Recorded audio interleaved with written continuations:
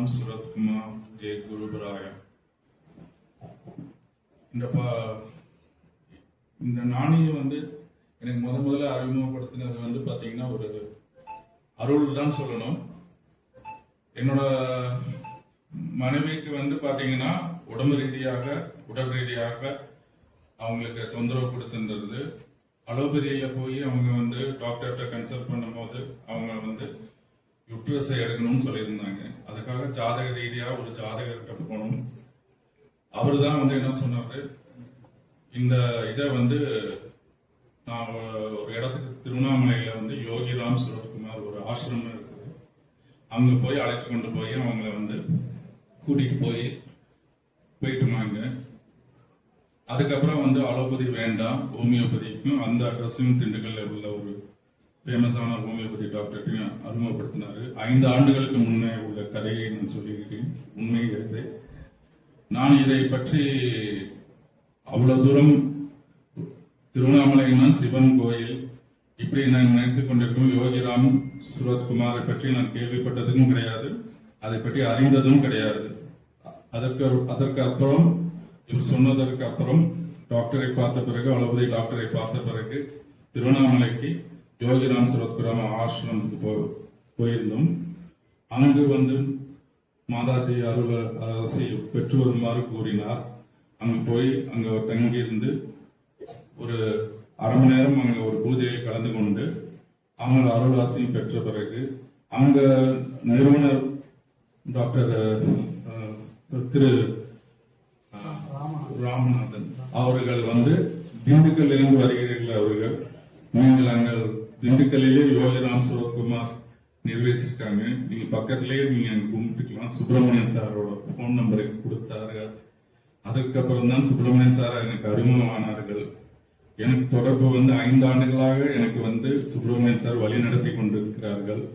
அப்பொழுதே நான் நினைத்தேன், இந்த ஆசிரமத்தில் தங்கியிருந்து நம்ம ஒரு 2 நாளாச்சு நம்ம இருந்து நம்ம இந்த மாதாஜி அருளை பெற வேண்டும் எனக்கு அருளாசிரியர் புரிந்த திரு சுப்பிரமணிய ஐயா அவர்களுக்கு என் மனமார்ந்த நன்றி.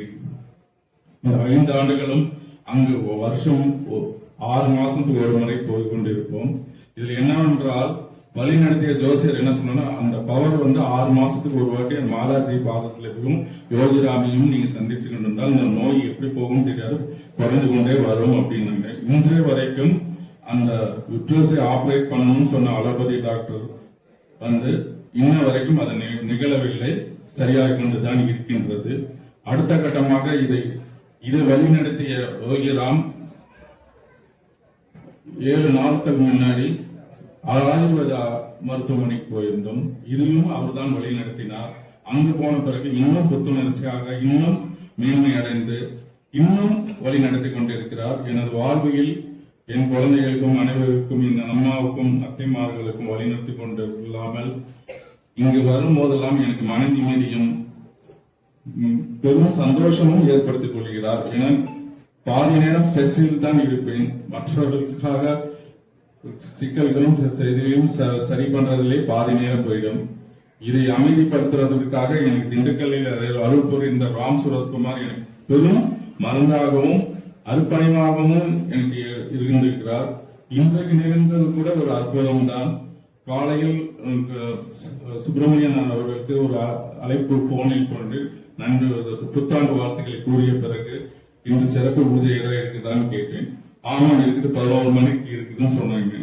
சரி, நான் புத்தாண்டு தினத்தன்று கோயிலுக்கு போயிட்டு யோகிராம் சுரத்குமாரை பார்த்துக்கலாம்னு சொன்னேன். இல்லை, நேரடியா யோகிராம் போய்க்கலாம், கோவில்னு சொன்னீங்கன்னா அது தடுக்க முடியாதுன்னு சொன்னாங்க. சரி, என் மனநிலையில சரி கோயில் போலாம்னு சொல்லிட்டு பெட்ரோல் பங்க்ல போய் நின்று எந்த கோயில் போறீங்கன்னா அபிராமியம்மன் கோயில் போறேன்னு. சரி, வரிசையா தொழில் போனோம்னு சரி அந்த பக்கம் போகணும்னு வெள்ள விநாயகர் கோயிலாச்சும் பார்த்துட்டு விநாயகரை சந்திக்கலாம் இருந்துச்சு. அப்போதும் முடியல. ஆனால் அவர் மனதில் நடத்தி கொண்டிருக்கிறார், புத்தாண்டு அன்று நீ நேரடியாக இங்கேதான் தரிசிக்கணும் என்பதை அற்புதமான இது ஒரு பெரிய அற்புதம் என்று நினைத்துக் கொண்டுதான் இருக்கிற போது உள்ளே நுழையும் போதே சுப்பிரமணியன் ஐயா வாங்கலேன்னு கூப்பிடும் போது நமக்கு அழைப்பதில் இங்கதான் இருக்கிறது. இன்றைய தினம் புத்தாண்டு அன்று நம்மளோட யோகிராம் சுரத்குமாரை தரிசிக்க வேண்டும் என்று அருள் வாசிய எனது ஐயா சுப்பிரமணியருக்கு நன்றி கூறுகிறேன்.